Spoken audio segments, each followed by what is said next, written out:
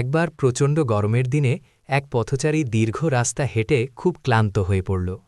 তার গলা শুকিয়ে যাচ্ছিল, চোখে মুখে ছিল তৃষ্ণার কষ্ট। অনেক দূরে সে একটি কূপ দেখতে পেল। কষ্ট করে নেমে পানি তুলে তৃষ্ণা মেটাল। পানি পান করার পর সে দেখল একটি কুকুর হাঁপাতে হাঁপাতে কূপের চারপাশে ঘুরছে। তৃষ্ণায় তার জিহ্বা বের হয়ে গেছে, দাঁড়াতে পারছে না। লোকটি ভাবল, যে কষ্টটা আমি একটু আগে অনুভব করছিলাম, এই প্রাণীটিও এখন ঠিক সেই কষ্টে আছে। সে আবার কূপে নামল, নিজের মোজার মধ্যে পানি ভরে কুকুরটির সামনে ধরে দিল। কুকুরটি তৃপ্তি করে পানি খেল। আল্লাহ তাআলা এই কাজটি পছন্দ করলেন। সেই একটি দয়ার কাজের কারণে আল্লাহ তার গুনাহ মাফ করে দিলেন। রাসূলুল্লাহ সাল্লাল্লাহু আলাইহি ওয়াসাল্লাম বলেছেন, একটি তৃষ্ণার্ত প্রাণীকে পানি পান করানোর মধ্যেও সওয়াব রয়েছে। সাহিহ বুখারী ও মুসলিম।